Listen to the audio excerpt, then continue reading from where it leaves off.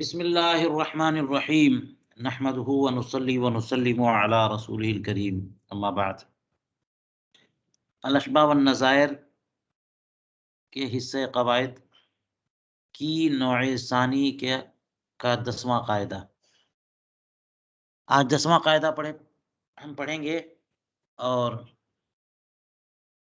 اس سے بہت کچھ سیکھنے کو ملے گا انشاءاللہ، اور بقدر کفایت انشاءاللہ اس کی تمہید اور تفصیل اور تشریح اور توضیح عرض کی جائے گی۔ دیکھیے، فرماتے ہیں القاعدۃ العاشرہ الخراج بالضمان۔ 10واں قاعدہ کیا ہے؟ الخراج بالضمان۔ خراج کا معنی ہوتا ہے نفع، حاصل، جو چیز کسی چیز سے نکلے۔ خرجہ یخرجو کا معنی کیا ہے؟ نکلنا نا۔ تو خراج کا معنی جو چیز کسی سے پیدا ہو، حاصل ہو، نکلے، اور منفعت بھی کسی چیز کی ہوتی ہے۔ درخت کا نفع یہ ہے کہ اس سے پھل ملے،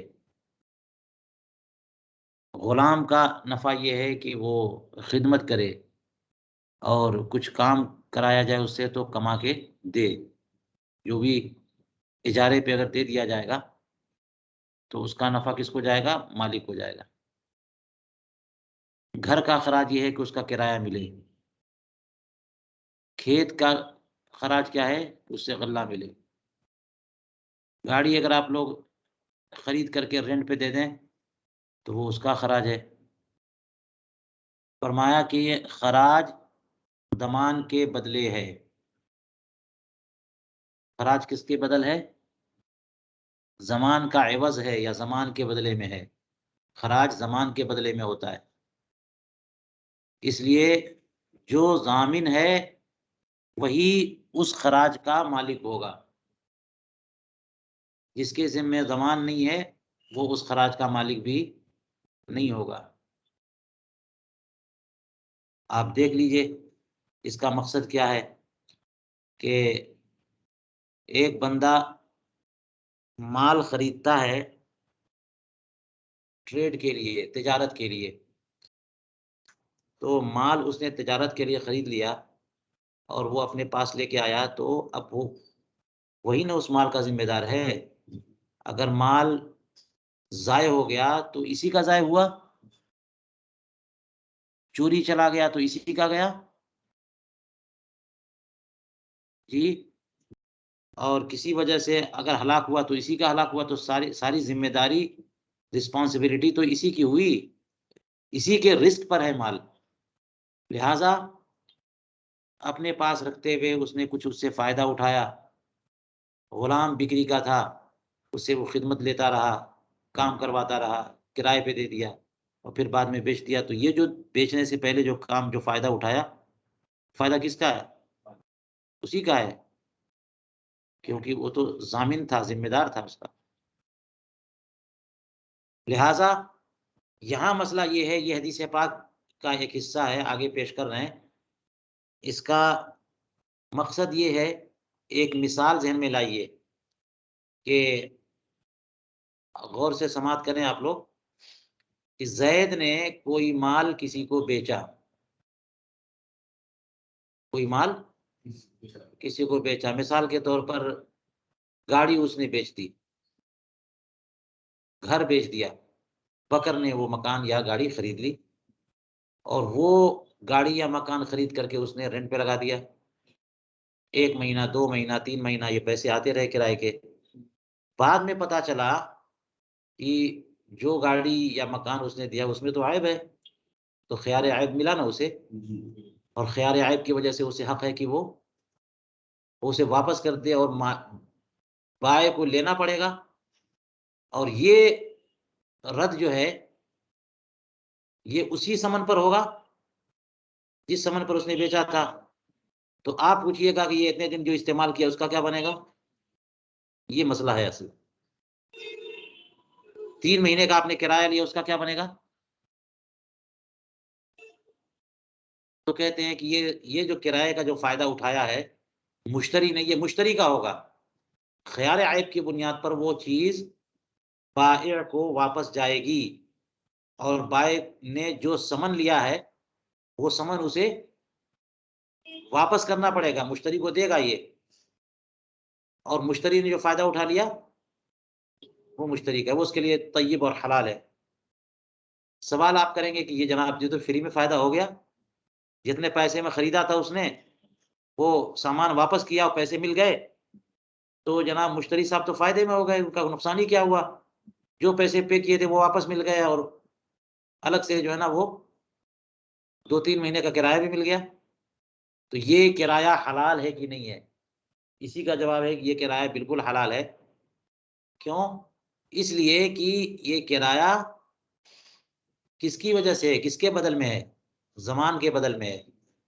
اس نے جب خریدا تھا تو رسک اسی کا تھا نا، یہ تو عیب بعد میں ظاہر ہوا۔ رسک جو کور کرے گا، جو رسک کو برداشت کرے گا،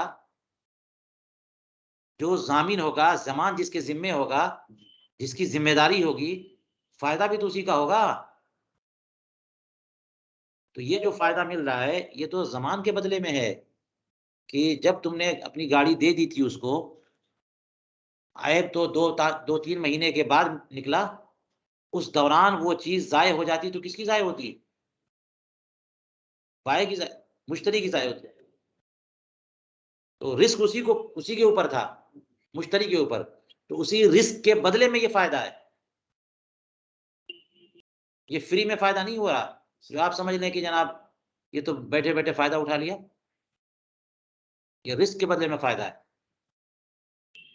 چلیے اس سے بہت سارے مسائل حل کیے جائیں گے۔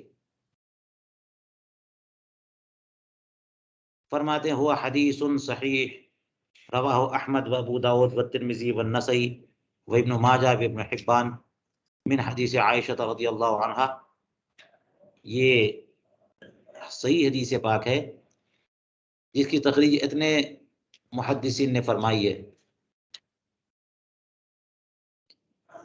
امام احمد ابن حنبل، ابو داؤد، امام ترمذی، نسائی، ابن ماجہ، ابن حبان،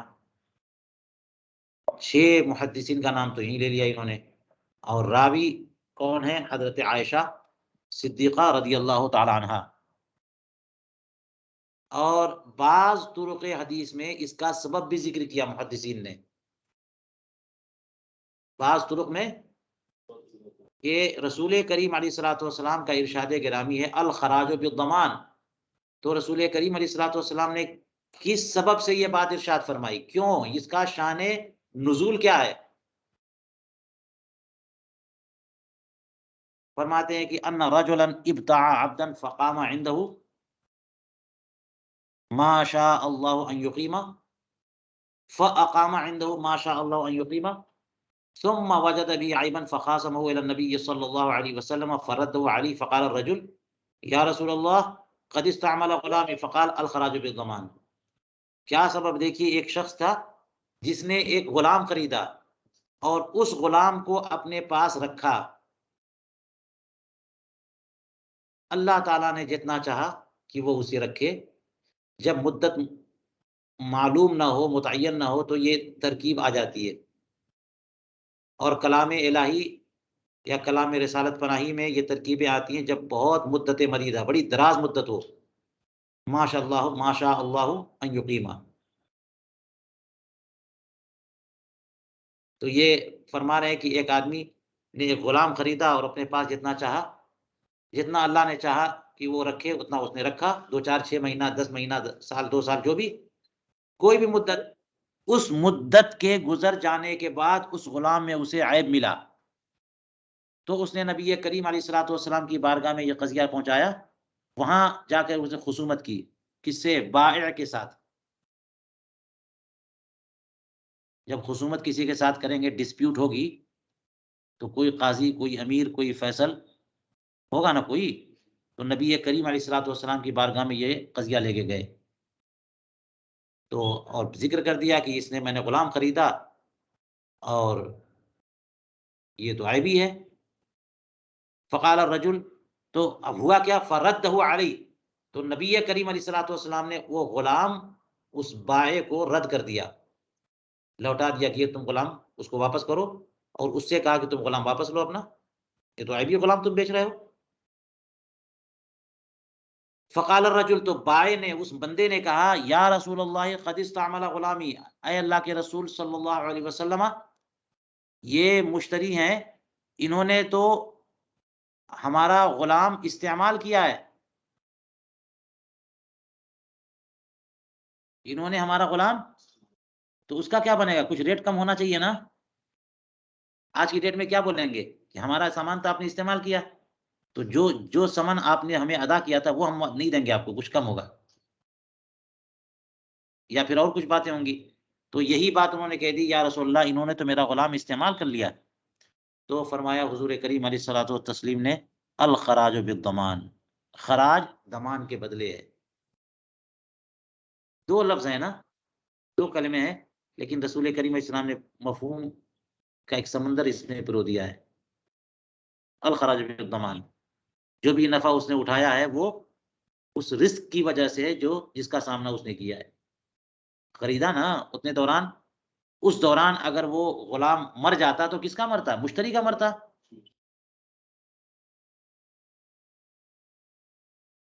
چلیے، قال ابو عبید،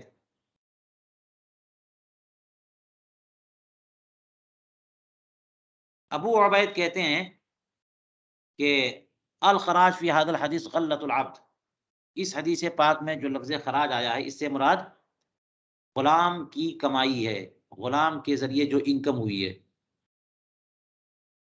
غلام کے سبب جو آمدنی ہوئی ہے، اسی غلہ کا معنی آمدنی۔ یشتریہ الرجل فیستعملہ زمانا ثم یعثر منہ علی عیب دلسہ البائع فیردہ ویاخذ جمیع الثمن ویفوز بغلتہ کلھا لأنہ کان فی ضمانہ۔ یہ غلۃ العبد کیا ہے؟ کہ بندہ، کوئی شخص اس غلام کو خریدتا ہے، اسے ایک زمانے تک استعمال کرتا ہے، اور پھر اس پر، اس کے کسی عیب پر واقف ہوتا ہے، یعثر منہ علی عیب، اس کے کسی عیب پر اطلاع پاتا ہے، اسے پتہ چل جاتا ہے کہ یہ تو غلام عیبی ہے، ایسا عیب جسے بائع نے چھپا رکھا تھا، بیان کیا ہی نہیں تھا، اس نے تدلیس کر لی تھی، ٹھیک ہے، بیچتے وقت بائع نے وہ عیب بتایا نہیں تھا، تو اب اس کی بنیاد پر حق وہ خیار عیب تو ملے گا نا مشتری کو۔ تو اس عیب کی وجہ سے مشتری کیا کر رہا ہے؟ اس غلام کو واپس کر رہا ہے، اور پورا سامان حاصل کر رہا ہے واپس، جو بھی میں نے پیسہ دیا ہے سب واپس کرو، اور ساتھ ہی میں یعنی پورا سامان حاصل کرنے کے ساتھ ساتھ جو اس غلام کا غلہ ہے، یعنی اس غلام کی آمدنی ہے، ہم لوگ غلہ بولتے ہیں دال چاول کو، یہ اردو والا غلہ نہیں ہے بلکہ عربی والا غلہ ہے، گروسری دال چاول یہ سب مراد نہیں ہے، بلکہ اس غلام کے ذریعے جو آمدنی اور انکم ہوئی ہے، یہ مشتری وہ انکم لے لے گا، وہ کامیابی اس کی ہے، پوری کی پوری آمدنی۔ تو یہ پوری آمدنی جو پا رہا ہے، یہ کیوں؟ لأنہ کان فی زمانی، کیونکہ وہ غلام اس کے زمان میں تھا، وہ ذمہ دار تھا، تو ذمہ داری کا کوئی فرق نہیں پڑے گا۔ ولو ہلاک من مالہ، اگر وہ غلام ان دنوں ہلاک ہو جاتا تو کس کا ہلاک ہوتا؟ مشتری کے کا مال ہلاک ہوتا، تو رزق تو ہے آیا نا اس کے ذمے، تو رزق کی بنیاد پہ فائدہ تو ملتا ہی ہے، نفع نقصان دونوں میں آدمی شریک ہوتا ہے، ایک ہی تو کا معاملہ تو نہیں ہے کہ نقصان ہوا تو اس کا فائدہ تو ادھر جائے گا، ایسا تو نہیں ہے۔ انتہا۔ چلیے، فرماتے وفی الفائق کل ما خرج من شیء فہو خراجہ، اب دیکھیے لفظ کی توضیح کر رہے ہیں، کوئی بھی چیز کسی چیز سے نکلتی ہے تو وہ اس کی خراج ہوتی ہے، جو بھی جس چیز کا پروڈکٹ ہو کسی چیز سے نکلے اسی کو کیا بولتے ہیں؟ اس کا خراج۔ فخراج الشجر ثمرہ وخراج الحیوان درہ ونسلہ، تو درخت کا خراج کیا ہے؟ اس کا پھل ہے، اور جانور کا خراج کیا ہے؟ اس کا دودھ اور اس کی نسل، جو اس سے بچے پیدا ہوں گے اور جو اس کا دودھ ملے گا، یہ اس کا خراج ہے۔ تو اس کا مطلب یہ ہوا کہ اس سے مراد، خراج سے مراد غلہ ہے، آمدنی ہے، جو اس سے نفع حاصل ہوا۔ کہتے ہیں وَذَكَرَ فخر الاسلام فی اصول ان هذا الحدیث من جوامع الکلم۔ امام فخر الاسلام بزدوی رحمۃ اللہ علیہ نے اپنے اصول بزدوی میں ارشاد فرمایا، یہ حدیث پاک جوامع الکلم سے ہے۔ رسول کریم علیہ الصلاۃ والتسلیم کا ارشاد گرامی ہے کہ اوتیتو جوامع الکلم، مجھے جوامع الکلم عطا کیے گئے۔ یعنی ایک لفظ جوامع الکلم کا معنی ایسا جامع کلام کی ایک جملہ میں بولوں گا، مختصر جملہ ہوگا، اس میں معانی کا ایک سمندر موجزن ہوگا، مختصر سے کلمات اور کثیر معانی۔ تو یہ حدیث پاک بھی جوامع الکلم سے ہے۔ جوامع الکلم بھی ایک ٹاپک ہے، کوئی چاہے تو اس پر حدیثیں جمع کرے۔ رسول کریم علیہ الصلوۃ والسلام نے جیسے فرمایا المجالس بالامانہ، یا یہاں پہ فرمایا الخراج بالضمان، یا فرمایا الامام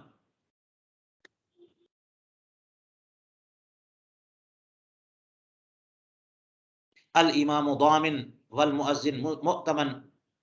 ایک ایک جملہ ارشاد فرمایا آپ نے مختصر سا، بہت سارے مسائل اور بہت سارے معانی و مفاہیم اس میں ہوتے ہیں۔ تو فرمایا کہ چونکہ یہ حدیث پاک جوامع الکلم سے ہے، اس لیے لا یجوز نقلہ بالمعنی، اس کی روایت بالمعنی جائز نہیں ہے۔ اسے نقل بالمعنی جائز، نقل بالمعنی کرنا، آپ بیان کرنا ہے تو رسول کریم علیہ الصلوۃ والسلام کے کلمات میں، ان کے الفاظ میں بیان کریے۔ جوامع الکلم کی روایت بالمعنی درست نہیں ہے۔ حدیث میں روایت بالمعنی کی اجازت ہے نا، بلکہ حدیث میں تو روایت بالمعنی ہی ہے، روایت باللفظ ضروری نہیں ہے۔ قرآن کریم کی آیتوں میں روایت باللفظ فرض ہے۔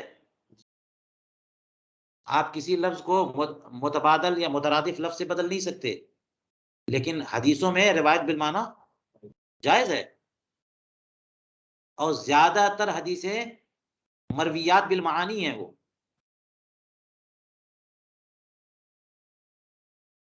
لیکن جوامع الکلم میں روایت بالمعنی درست نہیں۔ اتنے کثیر معانی، کیا مقصد ہے رسول کریم علیہ السلام کا؟ قانون کے کتنی باریکیاں اس میں بیان فرمانا چاہ رہے ہیں۔ آپ اپنا جو سمجھو گے اسی حساب سے روایت بالمعنی کر دو گے، معنی کم ہو جائیں گے، بہت سارے شوشے گوشے اس میں موجود ہوں گے، چھوٹ جائیں گے، کتنے نہ جانے کتنے مسائل ان الفاظ سے نکل رہے ہوں گے، وہ سب چلے جائیں گے۔ اس لیے جوامع الکلم کی روایت بالمعنی تو جائز نہیں ہے۔ اسی طرح سے علامہ حموی نے یہاں پر اضافہ کیا ہے کہ روایت بالمعنی کی جہاں تک بات ہے تو فرماتے کہ ایسے کلمات میں بھی روایت بالمعنی درست نہیں ہے جن کے الفاظ کا تعبد ہو، یعنی ہم مکلف ہوں کہ ہم انہی الفاظ سے وہ ذکر یا وہ ورد یا وہ حکم کی بجاوری ہم کریں۔ دیکھ لیجئے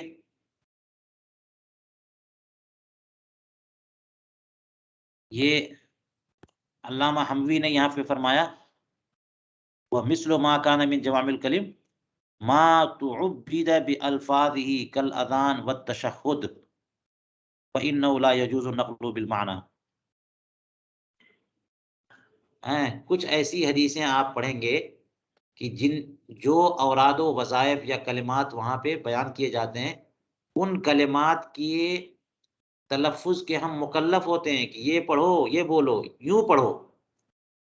تو جن کلمات کے ہم مکلف ہیں ان کلمات میں بھی روایت بالمعنی درست نہیں ہے۔ مثال اذان و تشہد ہے۔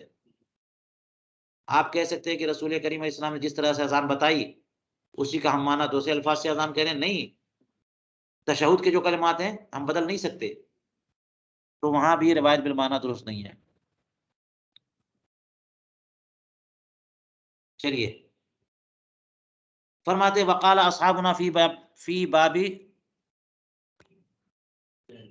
خیار العیب، ہمارے فقہائے حنفیہ نے خیار عیب کے بیان میں ارشاد فرمایا کہ ان الزیادۃ غیر المتولدۃ من الاصل لا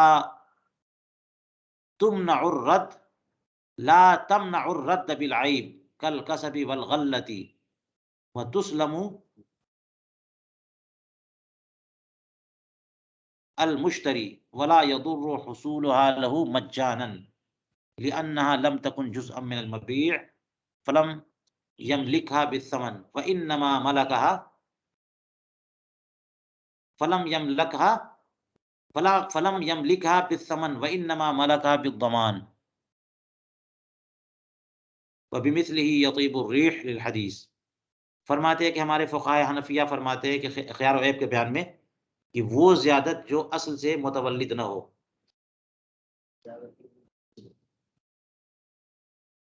دوسرے نسخے میں کیا ہے؟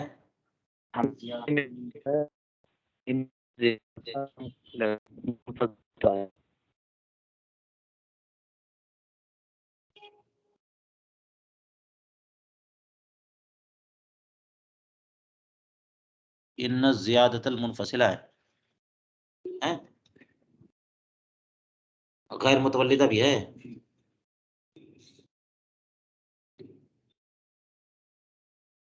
جی حضور میرے پاس غیر متولدہ ہے.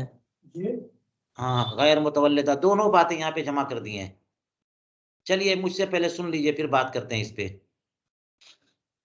وہ اصل میں دیکھیے کوئی مال کسی نے بیچ دیا اور خیار عیب، چونکہ عیب بتایا نہیں تھا، وہ عیب اس میں نکل گیا مال میں، تو اس عیب کی وجہ سے وہ مال واپس کر سکتا ہے، اقالہ کرنا ہوگا، سمن واپس کرے گا، پائے مشتری مال واپس کرے گا. تو اب کہنا یہ ہے کہ جو مال بائے نے بیچا، مشتری نے خریدا، قبضہ کیا، استعمال کرنے لگ گیا، اس مال مبی میں کچھ زیادت پیدا ہو گئی، کچھ اضافہ ہو گیا، تو وہ اضافہ کدھر جائے گا؟ سوال تو وہی ہے نا، وہ اضافہ کدھر جائے گا؟ کون مستحق ہے؟ تو بتایا کہ مشتری مستحق ہے، جو ابھی آپ پڑھ رہے ہیں. تو ایسا نہیں ہے علی سبیل الاطلاق، اس میں تفصیل کچھ یوں ہے کہ وہ زیادت جو ہے، اگر زیادت جو ہوتی ہے وہ زیادت متصلہ ہوتی ہے، زیادت منفصلہ ہوتی ہے نا. زیادت متولدہ من الاصل ہے، زیادت متولدہ، زیادت غیر متولدہ من الاصل ہے.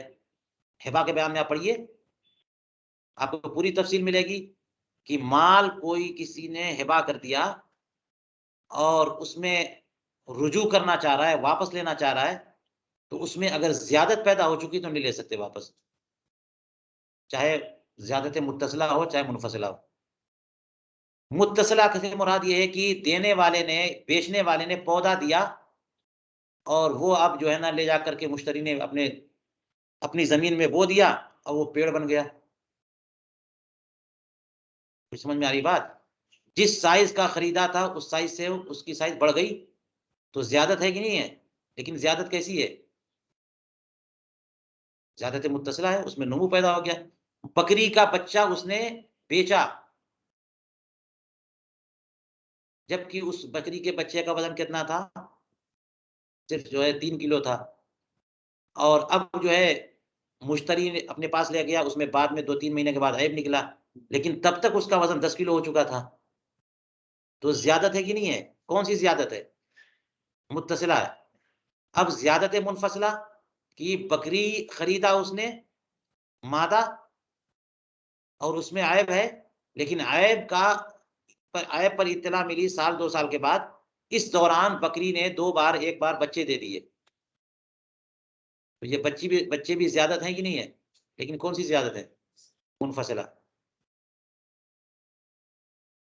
لیکن یہ دونوں زیادتیں جو ہیں نا وہ اصل سے پیدا ہے. کہاں سے پیدا ہے؟ تو اب زیادت متصلہ ہو یا زیادت منفصلہ ہو، اگر یہ دونوں کے دونوں اصل سے پیدا ہوں، اور متصلہ منفصلہ کا لفظ یہ خود بتا رہا ہے اصل سے الگ ہو گئے وہ، یا ابھی الگ نہیں ہوئے لیکن ہوئے پیدا وہ اصل سے، مبی سے، تو یہ جو ہے دونوں کے دونوں جائیں گے اسی مشتری کے پاس، واپس بائے کے پاس. بات سمجھ میں آئی؟ بائے نے کوئی مال بیچ دیا مشتری کو، اس میں عیب تھا، اور مشتری نے خرید لیا، اس کو استعمال کرنے لگ گیا، اس میں اضافہ ہو گیا، زیادت ہو گئی، تو خواہ متصل ہو یا منفصل ہو، بات سمجھ میں آئی؟ اگر وہ متولد ہے اصل سے، تو جب وہ مبی واپس جائے گا تو وہ زیادتی واپس جائے گی، کیونکہ وہ اصل کا حصہ مانیں گے نا، وہ مبی کا حصہ ہے۔ لیکن اگر وہ ایسی زیادت ہے جو اصل سے متولد نہیں ہے، اصل سے، اس کی مثال کیا ہے؟ غلام خریدا اور غلام سے کام لیا، تو وہ کام جو ہے نا، جو خدمتیں کیا ہے، یہ تو نفع ہے۔ یوں کہہ لیجئے کہ غلام وہ کرائے پہ دے دیا، اس سے 2-4 ہزار 10 ہزار روپے کمائے، تو یہ زیادت ہے اور زیادت منفصلہ ہے، لیکن یہ اصل سے تو متولد نہیں ہے۔ متولد غلام کے جسم سے تو زیادت نہیں نکلی ہے۔ باندی خریدی اور باندی نے بچہ دیا، حمل سے ہوئی، اس سے بچہ ہوا، یہ متولدہ من الاصل ہے۔ لیکن غلام یا باندی کو نوکر لگا دیا کہیں پر، اس سے آمدنی ہوئی، تو یہ آمدنی کیسی ہے؟ یہ منفصلہ غیر متولدہ من الاصل ہے، اسی کے بارے میں بات ہو رہی ہے۔ یہ متصلہ کے بارے میں بات نہیں ہے، متولدہ من الاصل کے بارے میں بات نہیں ہے۔ وہاں بلا شبہ اگر خیار عیب کی بنیاد پر مشتری مال واپس کرتا ہے تو وہ زیادت بھی واپس جائے گی، کیونکہ وہ اصل کا حصہ ہے۔ لیکن بات کس کی ہے؟ زیادت منفصلہ غیر متولدہ من الاصل، ہو گئی کہ نہیں بات؟ اس میں کیا فرمایا کہ اس میں جو ہے وہ واپس تو کرنا ہوگا، عیب کی وجہ سے واپس کر سکتے ہیں، لیکن جو زیادت ہے نا، اسے واپس کرنا ضروری نہیں ہے۔ وہ کس کا ہے؟ وہ مشتری کا ہے۔ فرمایا لا تمنع الرد بالعیب، زیادت منفصلہ غیر متولدہ من الاصل، یہ عیب کی بنیاد پر مانع رد نہیں ہے، مشتری کے اوپر منع نہیں ہے کہ وہ رد کرے، عیب اگر نکل گیا تب بھی رد کر سکتا ہے۔ تو ایسی زیادت جو منفصلہ غیر متولدہ من الاصل ہو، اس کی مثال کیا ہے؟ کل کسب والغلہ، جیسے کمائی اور آمدنی، کمائی اور آمدنی۔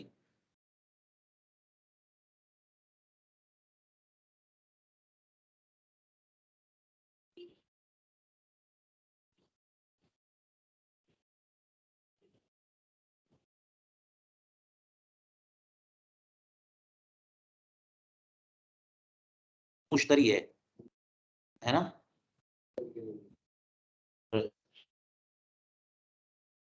کے ساتھ اس نسخے میں لام نہیں ہے،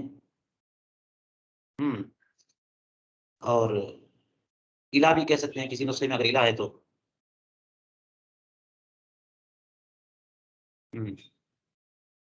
جی ہاں، اور سلم یسلم تسلیما، تسلم، تو فرماتے ہیں کہ جیسے کہ آمدنی ہے، غلہ ہے، کمائی بھی رقم ہے، کمائی بھی کوئی چیز ہے، یہ ایسی زیادت منفصلہ غیر متولدہ من الاصل، یہ بائے کی طرف نہیں لوٹے گی، بلکہ ایسی زیادت کر جائے مشتری کے حوالے کی جائے گی، مشتری کی۔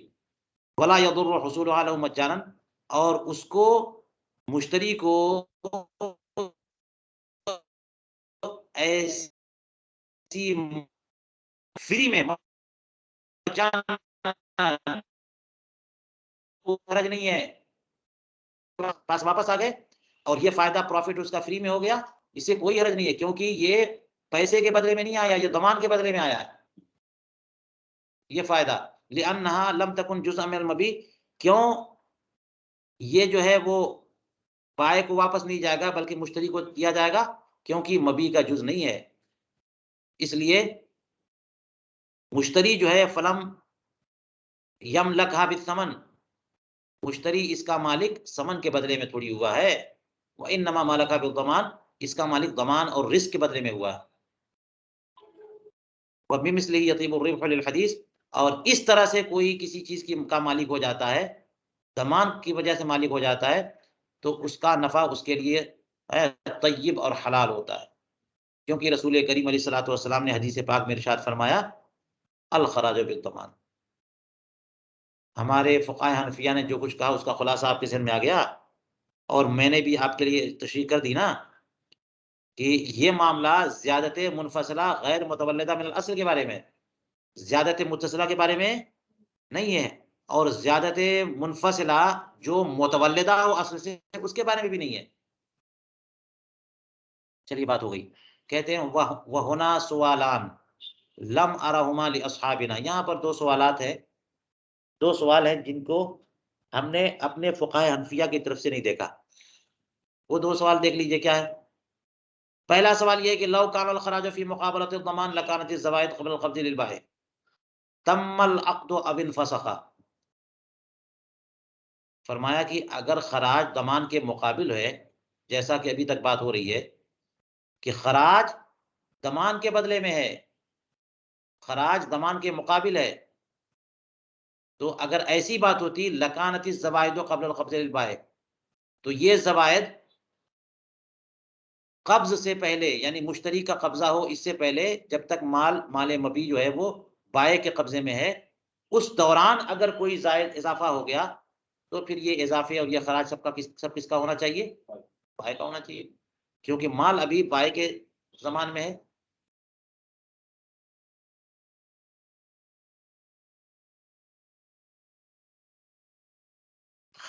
چاہے عقد جو ہے تام ہو چکا ہو یا عقد منفسخ ہو جائے، فسخ ہو جائے. دیکھیے کوئی شخص ایک سامان کسی کو بیچ دے تو اس کا طریقہ یہ ہے کہ بائع ایجاب کرتا ہے یا قبول کرتا ہے، مشتری ایجاب کرتا ہے یا قبول کرتا ہے، جو بھی صورتحال ہو، لیکن مشتری پہلے ثمن ادا کرے، مشتری پہلے ثمن ادا کرے تاکہ بائع کا حق ثابت ہو جائے، کیونکہ ثمن جو ہے نا نقود متعین نہیں ہوتے نا، اور جو مال مشتری خریدنا چاہ رہا ہے وہ مال تو متعین ہے، اس نے کہہ دیا یہی چاول دیجئے، یہ غلام، اور ثمن متعین نہیں ہے، تو اس کی تعین کے لیے تاکہ مبادرۃ المال بالمال بالتراضی علی وجہ الکمال ہو سکے، تو پہلے کیا ہونا چاہیے؟ مشتری ثمن ادا کرے تاکہ اس کا قبضہ ہو جائے. لیکن یہ لازم نہیں ہے، کیونکہ یہ تو ما فی ذمہ واجب ہوتا ہے نا، ثمن جو ہے ذمے میں واجب ہے، فوراً دینا ضروری نہیں ہے، بعد میں بھی دے سکتے ہیں. اس لیے بائع کو حق دیا جاتا ہے کہ جب تک وہ ثمن وصول نہ کر لے مبی کو روکے رکھے. حب سے مبی کا حق کس کو ہے؟ بائع کو ہے. لیکن اگر تسلیم ثمن سے پہلے یعنی ثمن پر قبضہ کرنے سے پہلے مبی کو بائع اگر دے دیتا ہے، مشتری کے حوالے کر دیتا ہے، تو مشتری کا قبضہ ہو گیا، بالکل درست ہے، مال مشتری کا ہے. ملکیت جو ہے وہ مال مبی پر محض ایجاب و قبول سے ثابت ہو جاتی ہے. کسی مال پر ملکیت مشتری کی کیسے ثابت ہو جاتی ہے؟ حالانکہ وہ مال کس کا تھا؟ بائع کا تھا، لیکن ایجاب و قبول دونوں میں ہو گئے اور کوئی خیار شرط نہیں ہے، خیار نہیں ہے، تو پھر ملکیت ثابت ہوگی کس کی؟ خواہ قبضہ دے نہ دے. لیکن ایک مسئلہ یہاں پر ہے کہ ابھی بھی رزق جو ہے نا بائع کا ہے جب تک کہ قبضہ نہیں دیتا. آپ نے وہ مثال پڑھی نا کہ اگر جھولا دے دیا اس نے، کس نے؟ بائع نے، کہ میرے جھولے میں ڈال دو، تو اس کے جھولے میں ڈال دیا، تو اب زمان اس کی ذمہ چلا گیا کیونکہ قبضہ ہو گیا ایک طرح سے. اور اگر ابھی نہیں ناپ توڑ کے دیا نہیں ہے تو زمان ابھی بائع کے ذمہ ہے، ہلاک ہوگا تو اس کا ہلاک ہوگا، اس کے تھیلے میں ڈال دیا تو ہلاک ہوگا تو اس کا ہلاک ہوگا. بات سمجھ میں آ رہی نہیں آ رہی ہے؟ تو مبی پر قبضہ دے نہ دے، مبی پر اگر قبضہ نہیں دیتا تو زمان کس کا ہے؟ بائع کا. بائع کے اوپر رزق ہے، اور قبضہ دے دیا تو پھر زمان گیا ادھر. لیکن ملکیت کس کی ہے؟ ملکیت تو مشتری کی ہے. اس کے برخلاف یہ سب باتیں جو ہے نا کتاب البیوع کی بنیادی باتیں ذہن میں رکھیے، ورنہ باتیں خوب اچھی طرح سمجھ میں نہ آئے تو یہ مسائل سمجھ میں نہیں آئیں گے. برخلاف بیع فاسد کے کہ بیع فاسد میں محض ایجاب و قبول سے ملکیت ثابت نہیں ہوتی مشتری کی، بلکہ جب بائع مبی کو مشتری کے حوالے کر دیتا ہے، قبضہ دے دیتا ہے، تو قبضے کے بعد مشتری کی ملکیت ثابت ہوتی ہے، اور یہ ملک خبیث ہے، ملکیت ہو گئی لیکن ملک خبیث ہے، لہذا دونوں پر واجب ہے کہ مال واپس کریں اور بیع کینسل کریں، لیکن ملکیت تو ہو گئی۔ تو بیع فاسد کے بعد ملکیت مشتری کی مال مبی پر کب ہوتی ہے؟ قبضے کے بعد۔ اور بیع صحیح میں قبضے سے پہلے ہی ہو جاتی ہے، محض ایجاب و قبول سے۔ بیع فاسد میں محض ایجاب و قبول سے ملکیت ثابت نہیں ہوتی، اور بیع صحیح میں محض ایجاب و قبول سے ملکیت ثابت ہو جاتی ہے۔ لیکن ایک فرق ہے کہ اگر مال ابھی بھی بائع کے قبضے میں ہے، یعنی بائع پر چونکہ ایجاب و قبول ہو چکا ہے، تو بائع پر لازم نہیں تھا کہ وہ مبی اس کے حوالے کرتا، ابھی بھی اس کے اپنے پاس رکھا ہوا ہے، تو زمان اسی کے اوپر ہے نا، رزق اسی کا ہے نا۔ تو اگر اب یہ صورتحال سمجھ میں آ گئی تو اب سوال سمجھ میں آئے گا کیا، کہ رسول کریم علیہ الصلوۃ والسلام کا جو ارشاد گرامی ہے کہ فائدہ جو ہے رزق کی بنیاد پر ہوتا ہے، خراج بالضمان، ضمان کی بنیاد پر ہے، تو جو مال بائع نے بیچ دیا لیکن ابھی قبضہ نہیں دیا، وہ ابھی بھی کے قبضے میں ہے، اس میں زیادت متصلہ منفصلہ جو بھی زیادت ہے وہ اگر ہو تو وہ زیادت کس کی ہونی چاہیے؟ بائع ہونی چاہیے نا، کیوں؟ کیونکہ زمان کی بنیاد پر ہے، اور زمان کس کا ہے؟ ابھی بھی بائع کا، اگرچہ ملکیت اس کی ہے۔ تو اگر فائدہ اور خراج ضمان کے بدلے میں ہے تو ایسی صورت میں جو مال بائع بیچ چکا ہے ابھی اسی کے قبضے میں ہے، اس دوران کوئی زیادت ہوتی ہے تو وہ زیادت کس کی ہونی چاہیے؟ حالانکہ مسئلہ یہ ہے کہ وہ زیادت بائع کی نہیں ہے، وہ زیادت کس کی ہے؟ مشتری کی ہے۔ سوال ہو گیا کہ نہیں ہو گیا؟ دیکھ لیجیے، اس کا جواب بھی دیکھتے ہیں۔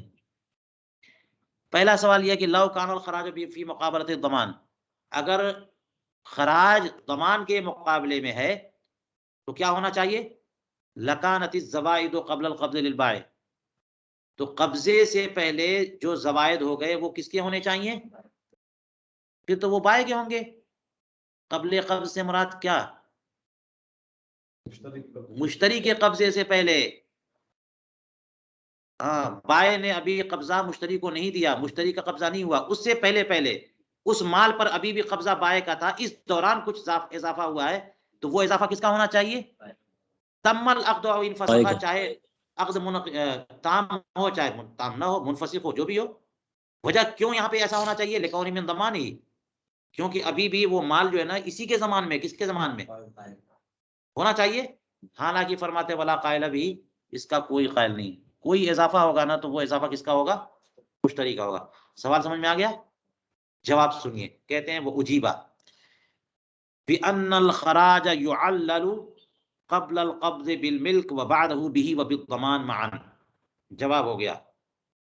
اس جواب کا خلاصہ یہ ہے کہ جو ہم نے یہ بات کہی ہے کہ خراج ضمان کے بدلے میں ہے، یہ ہم جو ہے نا ملکیت قبضے کے بعد کی بات کر رہے ہیں۔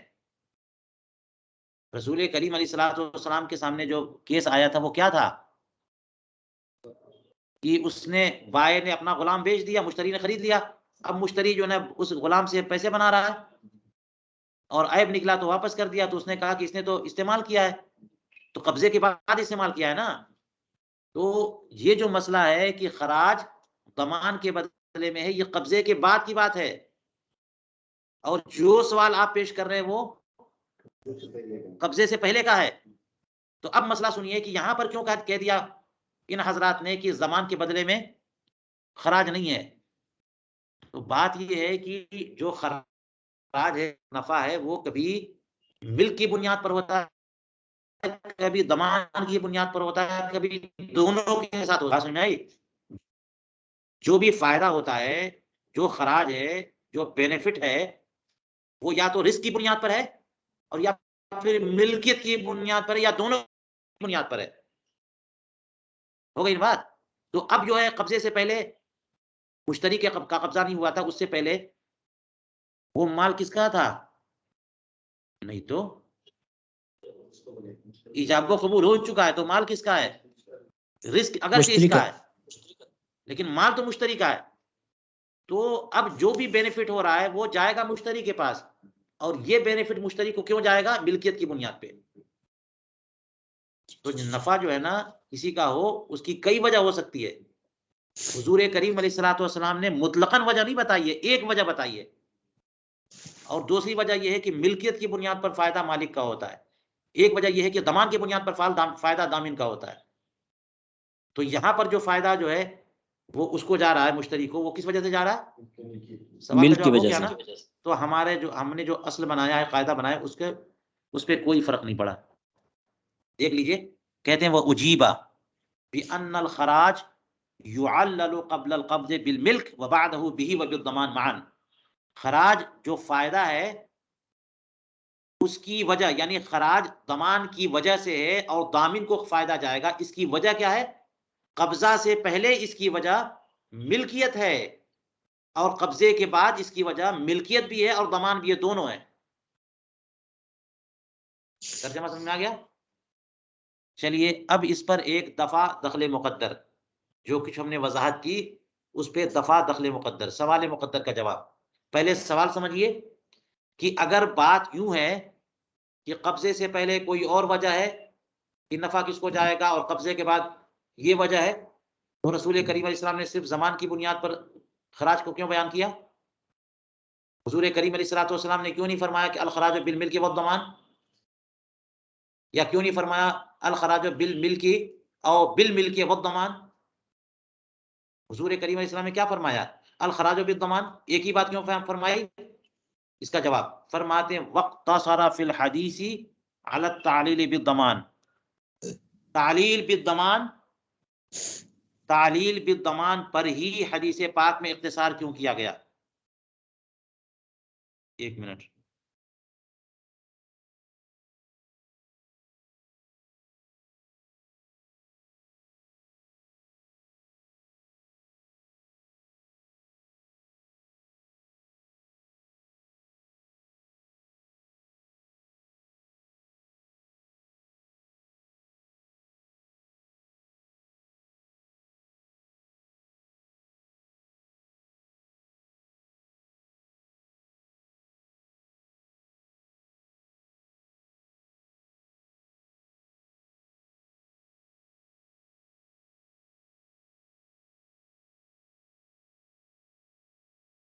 چلیے، تو سوال مقدر کو میں نے بتا دیا، اس کا جواب یہ ہے کہ حدیث پاک میں تعلیل بالضمان پر اختصار کیوں کیا گیا؟ یعنی تعلیل بالضمان نہیں، اس کی وجہ ملکیت، یعنی فائدہ جو ہے وہ مشتری کو جائے گا، اور وجہ ضمان ہے. تو جو وجہ اور علت بتائی گئی حدیث پاک میں، صرف ضمان بتائی گئی ہے. یہ کیوں؟ فرماتے لأنه اظہر عند البائع واقطع لطلبه واستبعاده ان الخراج للمشتری. اس لیے کہ حضور کریم علیہ الصلوۃ والسلام نے صرف یہی وجہ اس لیے بتائی کہ بائع کے نزدیک یہ وجہ بہت ہی واضح ہے. بائع کے نزدیک یہ وجہ کیا ہے؟ بہت ہی واضح ہے. کیونکہ تمہارا مال مشتری لے گیا تو کیا اس دوران تم پر رزق تھا؟ ہے نا؟ نہیں تھا. تو یہ بات جو ہے نا بائع کے لیے بہت واضح ہے ایک دم. اور حضور کریم علیہ الصلوۃ والسلام جو باتیں زیادہ واضح ہوتی تھیں اسے بیان کرتے. اگر ملکیت کی بات کرتے تو پھر جو ہے نا وہ اور آگے بولتے جا کر کے کہ حضور سرکار اس وقت ملکیت تھی، اب تو میری ملکیت آ گئی، بول سکتے تھے نا. تو یہ زیادہ واضح. دوسری وجہ یہ ہے کہ بائع کی طلب کو یہ قطع کرنے والی وجہ ہے. بائع تو بھی طلب کرے گا کہ نہیں مجھے دیجیے، وہ جو بھی فائدہ ہوا مجھے آئے، تو اس کی طلب جو ہے نا وہ قطع ہو جائے گی. یہاں پر یہ وجہ بتائیں گے تو، کیونکہ اگر کہتے ملکیت وجہ ہے تو یہ ہوتا کہ ملکیت اس وقت ان کی تھی تو ساری چیزیں ان کی تھی، اب ملکیت واپس میرے پاس آ رہی ہے تو ساری چیزیں میرے پاس واپس آئیں گی. تو اس کی اس طلب کا معاملہ ختم ہو جائے گا جب یہ فرما دیں گے کہ بات یہ ہے کہ اس دوران رزق کس کا تھا، اگر وہ چیز ہلاک ہو جاتی، غلام ہلاک ہو جاتا تو تمہارا ہلاک ہوتا، تو ساری ذمہ داری تو ان کی تھی، تو اسی کے بدلے میں ہے، اب یہ ڈیمانڈ نہیں کر پائیں گے، ہے نا؟ تیسری بات یہ ہے کہ اگر بائیں یہ کہنا شروع کر دیں کہ ایسا کیسے ہو سکتا ہے کہ اس کیس میں خراج مشتری کا ہو جائے گا، یہ تو بڑی مستبد اور بڑی عجیب بات ہے، مال میرا، میں نے بیچا اور اس میں عیب نکلا، تو مال مجھے واپس کیا جا رہا ہے اور نفع رکھا جا رہا ہے، یہ کیسی بات ہو گئی؟ یہ تو غلط بات ہو گئی، مال واپس کرنا ہے، سارا سب کچھ واپس کرو، رکھنا ہے سب رکھو۔ تو بیچنے والے اس طرح بات کرتے ہیں کہ نہیں کرتے ہیں کہ جناب رکھنا ہے تو سب رکھیے، واپس کرنا ہے تو سب واپس کریے، انصاف کی بات کریے، یہی لینگویج ہوتی ہے نا لوگوں کی۔ یہ کیوں ہوتی ہے کہ یہ استبعاد اسے بہت عجیب سمجھتے ہیں کہ جناب آپ فائدہ آپ رکھیے اور نقصان والا مال ہم کو واپس کر دیجیے۔ تو اس کے استبعاد کو ختم کرنے کے لیے ایک علاج یہی ہے کہ یہ کہا جائے کہ جناب اس دوران رزق کس کا تھا، کیا تم ذمہ دار تھے اس دوران؟ اس لیے رسول کریم علیہ الصلوۃ والسلام نے ملکیت کو وجہ کے طور پہ نہیں پیش کیا، بلکہ آپ نے جو ہے نا وہ زمان کو وجہ کے طور پیش کیا کہ حضور کریم علیہ الصلوۃ والسلام کو سارے علوم عطا کیے گئے، ہے نا، اور وہ ساری باتیں ایک جملے میں کہہ دیتے تھے کہ جو کچھ سوالات بعد میں ہو سکتے ہیں، سارے مسائل حل ہو جائیں سرکار کے ایک ہی جملے میں۔ یہ ایک سوال تھا، اس کا جواب ہو گیا۔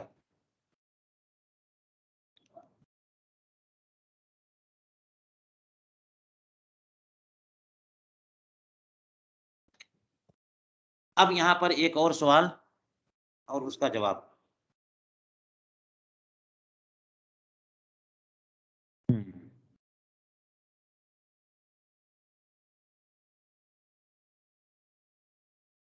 تھوڑا سا جو ہے اس کو بریک کرتے ہیں، یعنی 2-3 منٹ کے لیے رک جائیے۔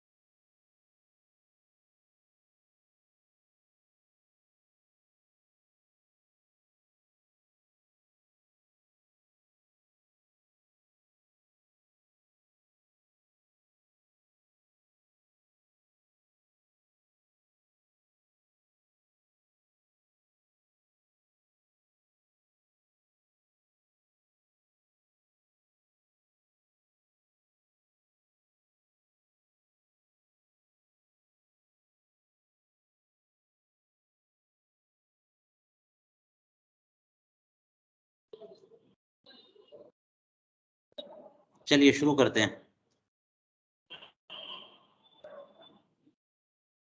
ہاں یہاں پر دوسرا سوال اور پھر اس کا جواب فرمایا تھا کہ یہاں پہ 2 سوالات ہیں اور جن کا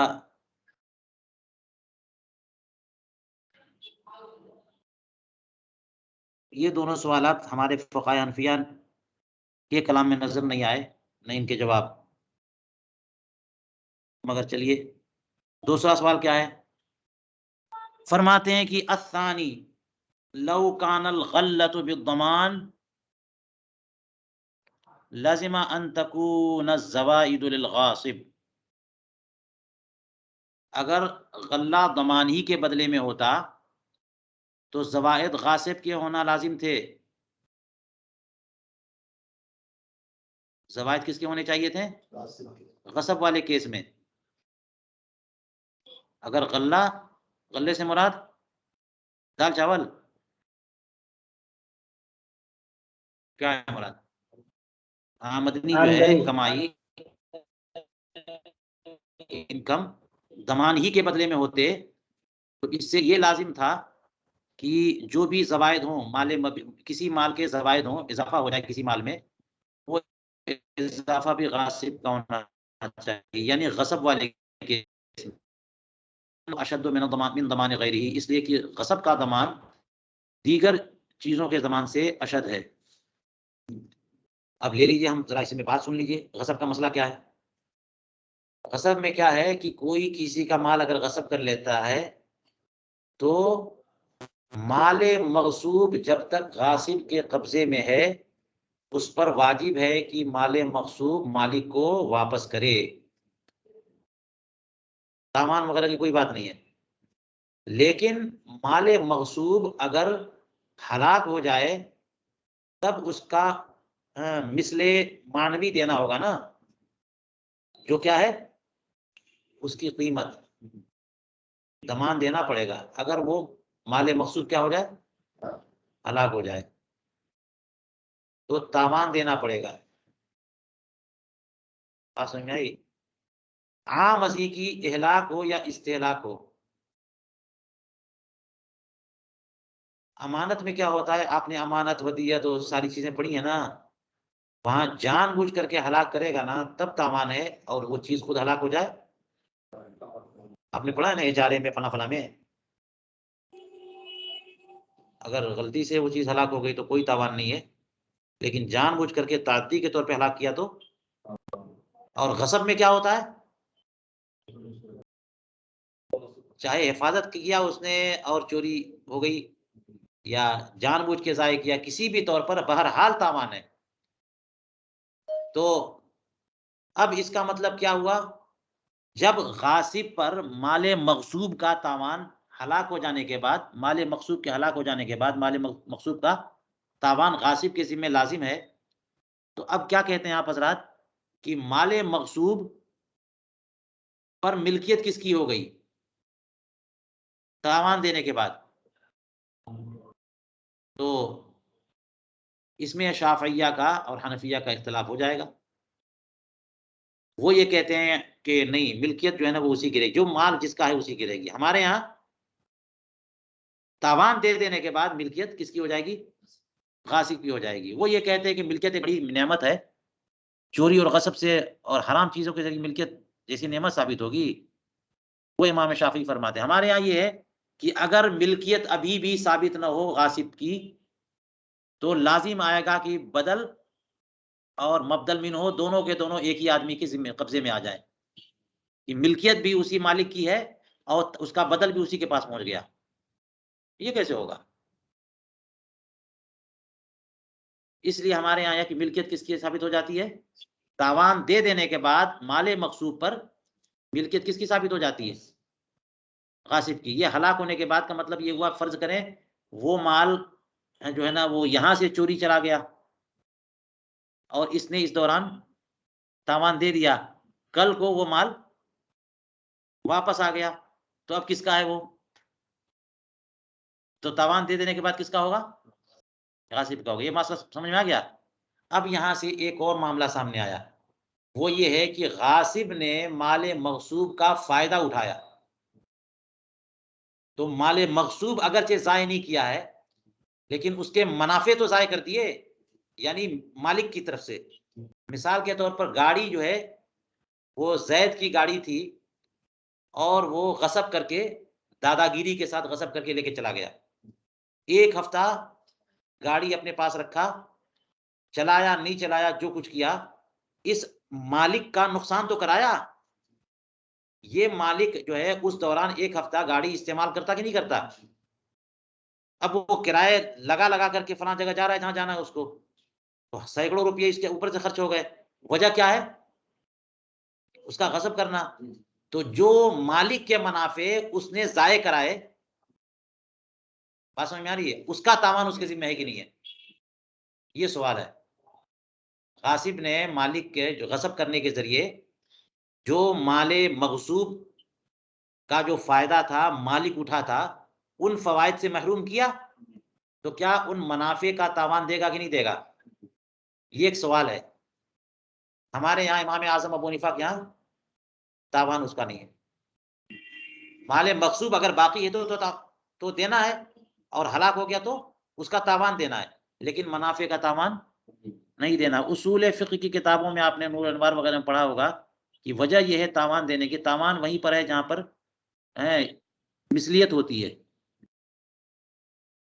جہاں پر مثلیت ہوتی ہے، منافع کا تاوان کیا ہو سکتا ہے؟ اس میں مثل کیا ہو سکتا ہے؟ پتہ نہیں کتنا فائدہ اٹھاتا کیا نہیں اٹھاتا، اس کا عوض کیسے دے پائیں گے؟ تو مال مغصوب کے منافع کا تاوان نہیں ہے. ٹھیک ہے. فرماتے ہیں کہ اگر غلہ ضمان ہی کی بنیاد پر ہوتا تو زوائد کس کے ہونے چاہیے؟ غاصب کے ہونے چاہیے. یہاں پر وجہ کیا ہے؟ وجہ یہ ہے کہ آپ کو میں نے بتا دیا کہ جب غاصب مال مغصوب کو اپنے پاس رکھے گا تو ذمہ دار کون ہے؟ غاصب ہی ذمہ دار ہے، کیونکہ ہم نے آپ کو مسئلہ بتا دیا کہ اب یہ مال مغصوب چاہے خود سے ضائع ہو یا یہ ضائع کرے، یہ ذمہ دار ہے کہ نہیں؟ تاوان دینا ہوگا کہ نہیں ہوگا؟ تو ضامن ہے کہ نہیں ہے؟ اور آپ نے کہہ دیا کہ ضمان کے بدلے سارا منافع جو ہے نا ضمان کے بدلے ہوتے ہیں. تو غاصب نے جو غصب کیا ہے، جب تک یہ مال اس کے پاس رہے گا، جب تک یہ واپس نہیں کرے گا، تب تک یہ ذمہ دار ہے. سارا رزق اس کا ہے اور رزق کے بدلے میں منفعت ہے. تو یہاں بھی زوائد کس کے ہونے چاہیے؟ غاصب کے ہونے چاہیے. حالانکہ مسئلہ کیا ہے کہ اگر مال مغصوب موجود ہے تو وہ بھی واپس کرنا ہے، اور اس کے زوائد ہیں تو وہ بھی واپس کرنا ہے. وہ تو مسئلہ تاوان کا وہ تو بعد میں ہے نا، ہلاک ہو جائے. تو یہاں پر جو ہے اگر ایسی بات ہوتی تو زوائد بھی غاصب کے ہونے چاہیے، کیونکہ یہاں تو ضمان بڑا زبردست ہے نا. کیسے زبردست ہے؟ اس لیے کہ اور کیسز جو تھے اس میں کیا تھا کہ اگر ہلاک کرے گا تب تو ضمان ہے، اور ہلاک نہ کرے تو ضمان نہیں ہے. یہاں پر غصب میں ہلاک نہ کرے بلکہ وہ چیز فطری طور پر ہلاک ہو جائے تب بھی ضمان ہے نا وہاں پہ. اس میں دونوں صورتوں میں ضمان ہے، اور باقی معاملات میں دونوں صورتوں میں ضمان نہیں ہے. اس لیے اس کا ضمان دیگر معاملات کے ضمان سے اشد ہے کہ نہیں ہے؟ کہتے ہیں یہ جو ہم نے باتیں عرض کی ہیں یہی تو دلیل ہے امام اعظم ابو حنیفہ کی. ہمارے فقہائے کرام نے اسی بات کو تو دلیل بنایا ہے کہ امام اعظم ابو حنیفہ نے جو منافع غصب کو کا تاوان لازم نہیں کیا غاصب پر، وجہ کیا قرار دی؟ یہی وجہ فرمایا وَبِهَذَا احتج لأبی حنیفہ فی قولہ ان الغاصب لا یضمن منافع الغصب.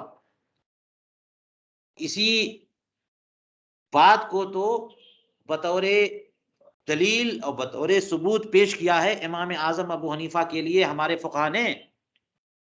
امام اعظم ابو حنیفہ کے اس قول کی دلیل کے طور پہ پیش کیا. کون سا قول؟ کہ غاصب منافع غصب کا ضامن نہیں ہے. غاصب مال مغصوب کا تو ضامن ہے، لیکن منافع غصب کا ضامن نہیں ہے. یہ جو امام ابو حنیفہ کا قول ہے کہ غاصب منافع غصب کا ضامن نہیں ہے، امام شافعی کے نزدیک منافع غصب کا بھی ضامن ہے، ہمارے ہاں نہیں ہے. وجہ کیا ہے؟ وجہ یہ جو میں نے بیان کی.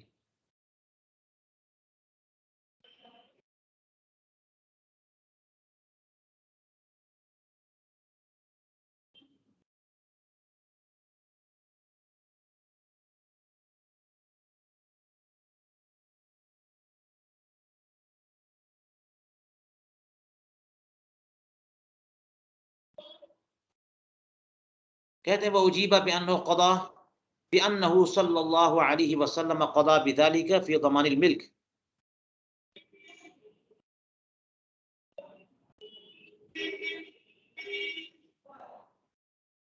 فرماتے ہیں کہ رسول کریم علیہ الصلوۃ والسلام نے یہ جو فیصلہ فرمایا، وہ جو کیس آیا تھا آپ کے سامنے، غلام سے جو ہے نا اس نے آمدنی کروا لی تھی مشتری نے، تو بائے نے جب کہا کہ انہوں نے تو میرا غلام استعمال کیا ہے، تو سرکار نے فرمایا کہ جو بھی فائدہ ہوا اس کا اس کے رزق کی بنیاد پر اور ضمان کی بنیاد پر ہوا ہے، وہ اسی کا ہوگا. تو فرماتے ہیں اس سوال کا جواب یہ ہے کہ حضور کریم علیہ الصلوۃ والسلام نے اس کا جو فیصلہ فرمایا وہ ضمان ملک میں فرمایا، وہ ضمان غصب میں نہیں فرمایا. آپ سوال کہاں کا پیش کر رہے ہو؟ یہ ضمان غصب کی بات کر رہے ہو. وہ ملک حلال ہے، ملک طیب و طاہر ہے، اور یہ ملک خبیث کی بات آپ کر رہے ہیں. بات سمجھ میں آئی؟ تو نبی کریم علیہ الصلوۃ والسلام نے جہاں پر یہ کہہ دیا کہ الخراج بالضمان، وہ کہاں کی بات ہے؟ فی ضمان الملک، ضمان ملک میں. وجعل الخراج لمن هو مالک، اور حضور کریم علیہ الصلوۃ والسلام نے جو فائدہ ہوا، جو خراج ہے، جو کچھ بھی جو ہے نا فائدہ ہے، جو نفع ہے، وہ اس کا قرار دیا جس کا وہ مالک ہے. لمن هو مالک، جو اس وقت اس کا مالک ہے اسی کے لیے فائدہ دے دیا.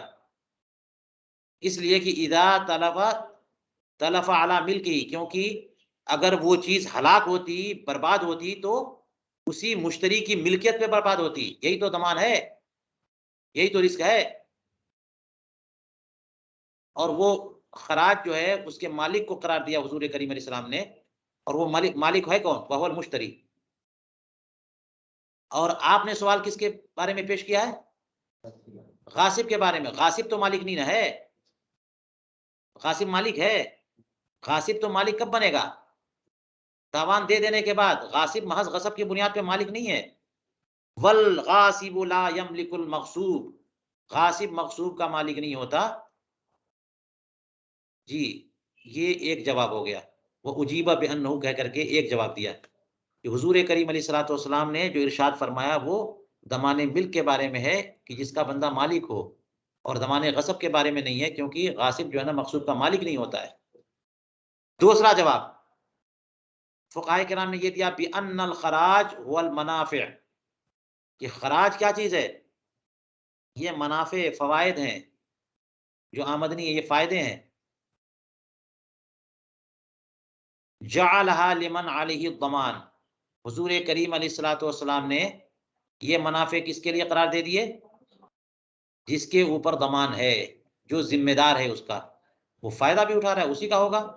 ولا خلاف ان الغاصب لا یملک المغصوب، اور اس میں کوئی اختلاف نہیں ہے کہ غاصب مغصوب کا مالک تو نہیں ہوتا. بل اذا اتلفها، بلکہ جب مغصوب کو تلف کر دیتا ہے، مال مغصوب ہلاک ہو جائے، برباد ہو جائے، اب جا کر کے یہاں یہ مسئلہ آتا ہے کہ مالک ہے کہ نہیں ہے. اب شروع میں تو کوئی پوری امت میں سے کوئی بندہ نہیں کہتا، کوئی شخص نہیں کہتا کہ غاصب مغصوب کا مالک ہو جاتا ہے، اور خریدنے میں تو ملکیت ہوتی ہے. تو مال مغصوب جب برباد ہو جائے اس کے بعد یہ سوال آتا ہے. اب یہاں پہ اختلاف ہوتا ہے. فالخلاف فی ضمانہ یہاں علیہ، تو یہاں پر تلف ہو جانے کے بعد، مال مغصوب کے تلف ہو جانے کے بعد اس مسئلے میں اختلاف آیا کہ ان منافع کا ضمان اسی پر ہے یا کس پر ہے. بات سمجھ میں آئی؟ فقہائے شافعیہ نے کہا کہ اس کا دامان اسی پر ہے، غاصب پر ہے. ہمارے فقہا نے فرمایا کہ نہیں، اس پر نہیں ہے. اب نہ خلاف آیا. فلا یتناول موضوع الخلاف، تو یہ مسئلہ جو ہے نا اس موضوع اختلاف کو شامل ہی نہیں ہے کہ آپ اس طرح سے بات کریں یا اس طرح سوال کریں، کیونکہ یہاں سرے سے ملکیت کے بارے میں کوئی سوال ہی نہیں ہے. وہاں تو ملکیت ثابت ہے، یہاں پہ تاوان یا ملکیت نہیں ہے تو ضمان کا معاملہ ہو گیا. یہاں پہ تاوان کا معاملہ بعد میں آ رہا ہے، ہلاک ہونے کے بعد. ذکر السیوطی، امام جلال الدین سیوطی نے یہ دونوں سوال اور ان دونوں کے جوابات دے دیے، انہوں نے دیے ہیں. اس لیے کہ شروع میں انہوں نے کہا تھا نا کہ دو سوالات ہیں یہاں پر. جن کو ہم نے لم ارہما لاصحابنا، ہمارے فقہا نے یہ سوال اور جواب نہیں کیا، تو کس نے ذکر کیا ہے؟ امام سیوطی نے ذکر کیا ہے، اور یہ آپ دیکھ سکتے ہیں امام جلال الدین سیوطی کی کتاب الاشباح والنظائر میں۔ جی چلیے، کہتے ہیں کہ وقال ابو یوسف و محمد فیما اذا دفع الاصیل الدین الى الکفیل قبل الاداء عنه فربح الکفیل فیہ وکان مما یتعین ان الربح یطیب له۔ ایک مسئلہ ہے، چلیے اس کو کم سے کم اصل مسئلہ بیان کرتے ہیں، پھر اس کا درس انشاءاللہ اگلے درس میں۔ امام ابو یوسف اور امام محمد کا ارشاد ہے، فرماتے ہیں ان کا مسئلہ کہ فیما اذا دفع، اس مسئلے میں کہ صورت مسئلہ یہ ہے کہ اصیل نے کفیل کو دین دے دیا، اصیل نے کفیل کو دین دے دیا ادا سے پہلے۔ اب دیکھیے اصیل و کفیل سب اصطلاحات پر بات کرنی ہوگی نا، کفالت کے مسائل جو خدوری میں آپ نے پڑھے وہ سب ذہن میں لانا ہوگا نا۔ تو اصیل نے کفیل کو دین دے دیا قبل الادا عنہ، اس کی طرف سے ادائیگی سے پہلے، فربح الکفیل، اور کفیل کو اب جو ہے نا وہ مال آ گیا اصیل کا، اس کو فوراً وہ جو ہے نا وہ دائن کو دے دینا چاہیے تھا۔ اصیل جو ہے نا مدیون ہے، اس نے پیسہ اٹھا کر کے اس کو دیا، کفیل کو دیا، دائن کو نہیں دیا، اور کفیل کے پاس پیسے پڑے ہوئے، کفیل کو اٹھا کر کے یہ پیسے کس کو دینے تھے؟ دائن کو دینے تھے، لیکن اس دوران کفیل نے یہ پیسے استعمال کر لیے۔ آج کل بینکوں میں لوگ کیا کرتے ہیں، بینکوں میں ہوتا ہے نہیں تو لوگ بھی کر لیتے ہیں، چلو ٹھیک ہے لا کے دیں، مجھے دینا میں دے دیتا ہوں، 1 مہینے کے بعد دے دوں گا، پہلے میں اپنے بزنس پہ کچھ فائدہ بنا لوں۔ تو کفیل نے اس کو استعمال کیا، فربح الکفیل فی، کفیل کا اس میں فائدہ ہو گیا، وکان مما یتعین، اور یہ جو فائدہ ہوا یہ متعینات سے تھا، نقود کا فائدہ نہیں، نقود کا فائدہ، پیسوں کا فائدہ نہیں، کچھ دوسرے فائدے، متعین مال کا فائدہ، جیسے عروض تھے، سامان۔ تو اب مسئلہ کیا، امام ابو یوسف کیا فرماتے ہیں، امام محمد کیا فرماتے ہیں؟ فرماتے ہیں کہ ان الربح یطیب لہ، یہ فائدہ کفیل کے لیے حلال ہے، طیب ہے۔ جی تو بات یہ ہے، آپ یہاں پہ ذرا دیکھیے صورت مسئلہ میں بتاؤں کہ زید جو ہے وہ مدیون ہے، یہ دیکھ لیجئے اسکرین پہ، اور بکر دائن ہے۔ تو بکر جو ہے پیسے کا مطالبہ کر رہا ہے زید سے، اور زید دے نہیں رہا ہے،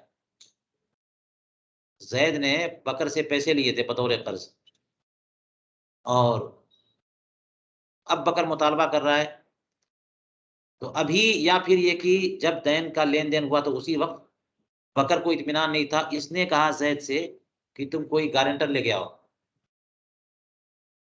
تو ایک دوست ہیں خالد، یہ ہو گئے کفیل کہ اگر زید نہیں دیتا تو میں آپ کو دے دوں گا۔ تو بکر جو دائن ہے وہ اب تو مطالبہ دونوں سے کر سکتا ہے نا، کفیل سے تو دین کا مطالبہ جائز ہے، تو بکر جو ہے وہ زید سے بھی مطالبہ کر سکتا ہے دین کا، اور خالد سے بھی کفیل سے بھی کر سکتا ہے، جس سے چاہے۔ اور کفیل سے اگر مطالبہ کرے گا تو کفیل کو دینا پڑے گا، کیونکہ اس نے گارنٹی لی ہے، لیکن جب کفیل دے دے گا تو جو پیسے دیے اس نے دائن کو، وہ پیسے واپس لے گا کس سے؟ اصیل سے، زید سے، یہی ہے اصیل۔ بات سمجھ میں آئی؟ اب یہاں پر دیکھیے، ایک ہے قبل ادا، ایک ہے بعد ادا۔ یہ جو مسئلہ ہے وہ قبل ادا، بعد ادا کا مسئلہ الگ ہے۔ بعد ادا کا مسئلہ تو بالکل کلیئر ہے، یعنی یہ دیکھ لیجئے کہ زید نے پیسے کفیل کو دیے کہ تم میری طرف سے پیسے کس کو دے دو؟